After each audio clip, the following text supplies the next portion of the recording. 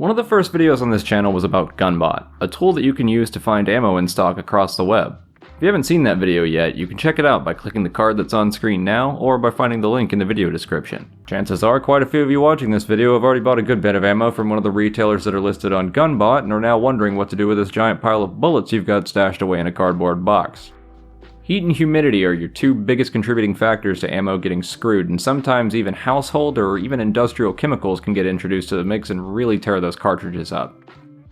Looking around at other sources online, we see things like USCCA stating that if you know it will be a while before you head to the range, keep your rounds stored in the original boxes. And this is all well and good if you're going for places with normal climates, but I live in Texas, and the humidity here is commonly in the high 90s percent-wise.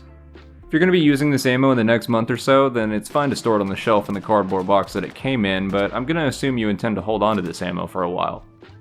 For folks who live in horrible climates like I do, ammo cans like these are quickly going to become a lifesaver. Pretty much all of them have an airtight seal when closed properly, and I can say from experience that a properly sized one can easily handle 1,000 rounds of 5.56, and with desiccant packs spread throughout can keep your ammo safe and dry. If you're looking for a larger scale storage solution, consider the sealable plastic buckets at a store like Home Depot or Lowe's. Make sure it's one of the ones that has a sealing lid, and you can do the same thing as you do with the ammo cans by spreading desiccant packs throughout the ammo. Of course, this option is going to end up being very heavy if you completely fill it up with ammo, so I wouldn't really recommend this one unless you know that you're not going to be moving anywhere for a long time and that you probably won't need to move the bucket other than for refilling the smaller ammo cans as you cycle your ammo around. If you're at this level of storage, I strongly recommend getting either a label maker or a big noticeable label and a Sharpie to notate what caliber the ammo is, what brand and grain it is, and any other identifiable information such as when you bought it or if it's for training or for carry. This can help diagnose problems similarly to how you number magazines to help you find a problem and solve it.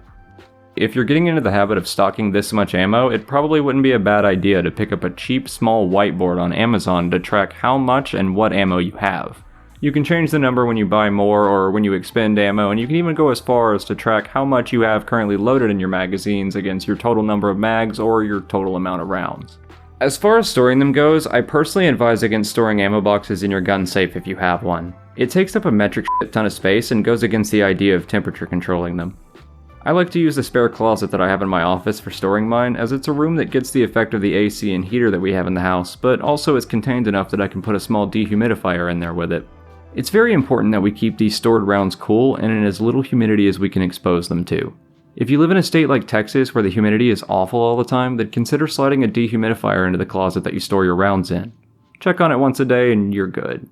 As long as the cases are air sealed, then it should be fine, but it doesn't hurt to go a little overboard with a dehumidifier just in case you're one of my Cajun brethren.